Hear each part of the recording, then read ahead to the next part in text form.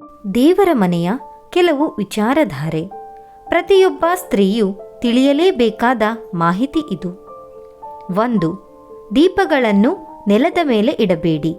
ಒಂದು ಚಿಕ್ಕ ತಾಮ್ರದ ತಟ್ಟೆಯಲ್ಲಾದರೂ ಇಡಿ ಅಥವಾ ರಂಗೋಲಿ ಹಾಕಿ ಅದರ ಮೇಲೆ ಇಡಿ. 2. ಪೂಜೆಗೆ ಕನಕಾಂಬರ ಹೂವು ಅಷ್ಟು ಪ್ರಶಸ್ತವಲ್ಲ. ಆದಷ್ಟು ಕನಕಾಂಬರ, ಚೆಂಡು ಹೂವು ಬೇಡ. ಪೂಜಿಸಲೇಬಾರದೆಂದಲ್ಲ, ಪೂಜಿಸಿದರೆ ಜೀವನದ ಮೇಲೆ ಜಿಗುಪ್ಸೆ ಬರುವುದು ಹೆಚ್ಚು. 3. ದೇವರ ಮನೆಯಲ್ಲಿ ಚಿಕ್ಕ ಜೋಡಿ ದೀಪವನ್ನು ಹಚ್ಚುವುದು ಬಹಳ ಒಳ್ಳೆಯದು. 4. ಸುಮ್ಮನೆ ಕಳಸವನ್ನು ಇಡಬೇಡಿ. ಕಳಸ ಮೊದಲಿನಿಂದಲೂ ಬಂದಿದ್ದರೆ ಮಾತ್ರ ಇಡಿ. ಕಳಸಗಳನ್ನು ಬರೀ ನೆಲದ ಮೇಲೆ ಇಡಬಾರದು. ಮಂಗಳವಾರ, ಶುಕ್ರವಾರಗಳಂದು ವಿಸರ್ಜಿಸಬಾರದು. 5.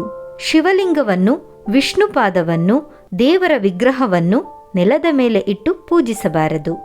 ತಟ್ಟೆಯಲ್ಲಿಟ್ಟರೂ ಸಹ ಒಂದು ಮಣೆಯ ಮೇಲೆ ಇಟ್ಟಿದ್ದರೆ ಒಳ್ಳೆಯದು.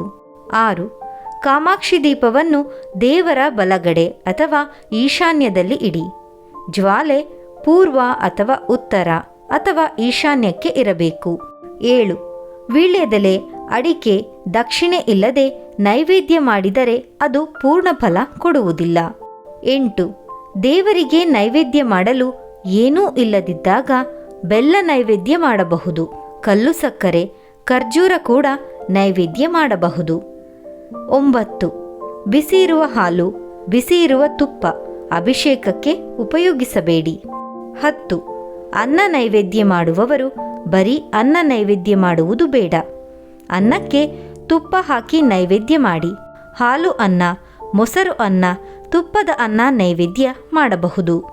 ಸ್ನೇಹಿತರೆ, ಈ ಮಾಹಿತಿ ನಿಮಗೆ ಇಷ್ಟವಾದರೆ ದಯವಿಟ್ಟು ಲೈಕ್ ಮಾಡೋದನ್ನು ಮರಿಬೇಡಿ.